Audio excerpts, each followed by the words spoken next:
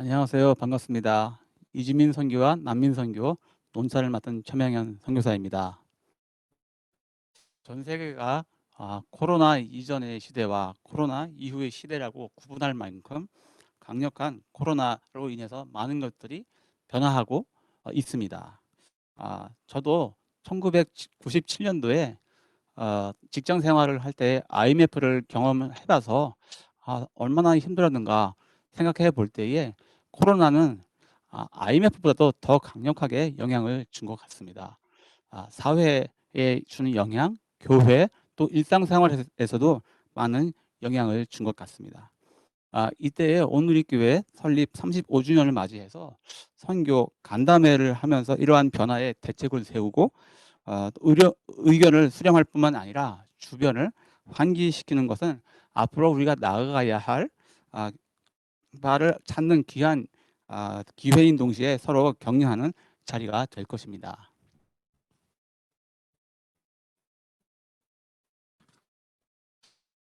특별히 오늘 발표자 이광수 선교사님의 발표에서 선교 생태계를 얼마나 회복될 것인가라는 질문으로 시작을 하였습니다. 아마도 이것은 우리의 선교 정책이나 선교 전략을 논하기에 앞서서 우리의 근본, 선교의 본질이 어디에 있는가 하는 것을 다시 한번 확인하게 해주는 것 같습니다.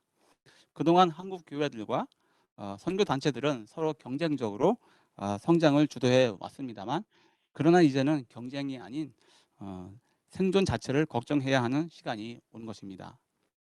이러한 이때의 선교의 모판이 되는 한국 선교 생태계를 지키는 일은 아주 중요하다고 하겠습니다.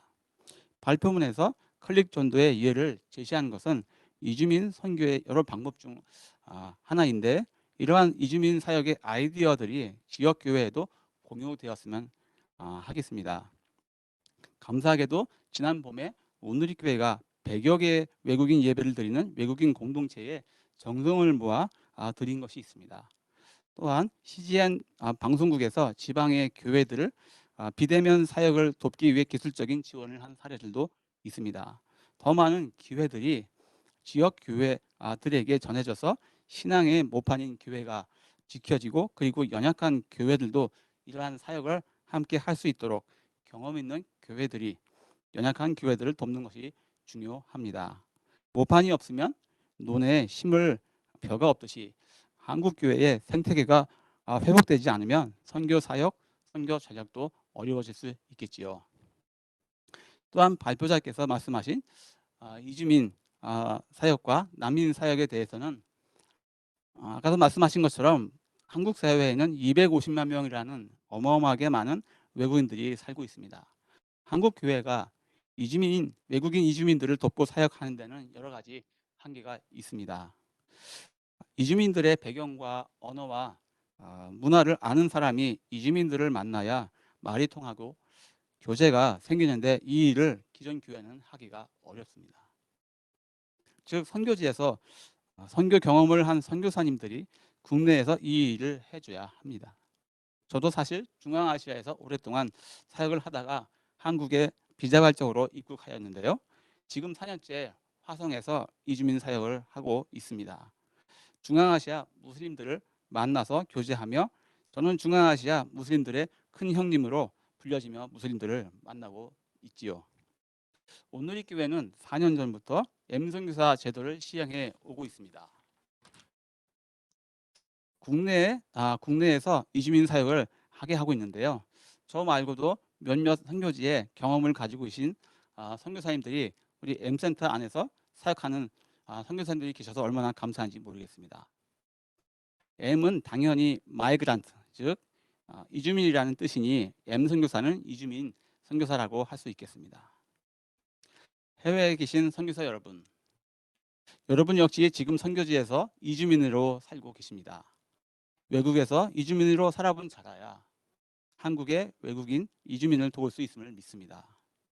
무료 의료 지원, 비자와 체류에 필요한 행정 지원, 한국어 교육 사업, 통번역, 생활 지원, 일자리 연결 등을 통해 이주민들과 접촉점을 만들어 이주민들과 관계를 맺고 있고, 또한 그 관계를 통해서 복음을 전하고 있습니다. 한국의 이주민 사역은 아까도 말씀드린 것처럼 수도권을 중심으로 활발하게 이루어지고 있으나 남부 지역에서는 외국인들이 많은 데 비해서 사역할 사역자와 교회가 적습니다. 어느 교회에서는 저희에게 사역자를 보내달라고 부탁을 하기도 합니다. 난민 문제에 있어서는 이들이 법적인 규정으로 난민이 아닌가 하는 판단도 있는 것이 사실입니다. 하지만 이들이 우리에게 보내어진 사람들임에는 틀림이 없습니다. 이웃사랑을 실천하는데 굳이 예수님은 사마리아인을 유대인들 앞에 등장시키면서까지 설명하시려는 이유가 무엇일까 저는 생각해 봅니다. 바로 하나님께서 사랑하지 못할 사람, 민족, 나라가 없듯이 우리도 언어, 문화, 이해관계를 초월해 이웃을 사랑해야 한다는 것입니다. 바로 조건을 바라지 않고 사랑하는 것을 가르치고 있는 것입니다. 어쩌면 우리는 이러한 사랑을 하기에는 조건을 많이 가지고 있는지 모르겠습니다. 이주민들의 삶 속에 하나님의 분명한 긍휼의 손길이 있습니다. 난민 중에 많은 수가 무슬림들인데 이 무슬림들은 많은 도움을 받음에도 예수님을 믿지는 않습니다. 그러나 저희는 계속 주님의 손길 역할을 하며 사랑을 보여주고 있습니다. 하나님의 사랑 앞에 무슬림들이 올 수 있도록, 난민들이 돌아올 수 있도록, 그들의 마음을 주님께서 열어주시도록 종교의 모습이 아닌 하나님의 자녀의 모습을 가지고 교제하면서 주님께서 무슬림들을 만나 주실 것을 위해 기도하고 있습니다. 최근 M센터에서도 비대면 사역을 진행하고 있습니다. 아까도 조금 소개를 해드렸는데요. 바로 유튜브 채널과 인터넷 앱 그리고 페이스북을 이용한 사역입니다. 온누리 다문화 평생교육원에서는 웹엑스 미트 그리고 줌이라는 도구를 통해서 영상으로 실시간 한국어 수업을 진행하고 있습니다. 그리고 얼마 전 진행하였던 추석에 진행하였죠. 이주민들을 위한 하베스트 집회가 17개 나라의 언어로 자막과 더빙 작업을 하여 유튜브 채널을 통해서 진행을 하게 되었는데요. 이전 같으면 500명에서 600명의 외국인들이 한 곳에 모여서 오프라인으로 이렇게 하베스트 행사를 진행을 했다 그러면 이번에 유튜브 채널을 통해서 진행했던 하베스트 행사에는 접촉자 수만 6,000명이 넘는 기존보다 10배가 넘는 많은 사람들이 접촉을 한 것으로 나타나게 되었습니다.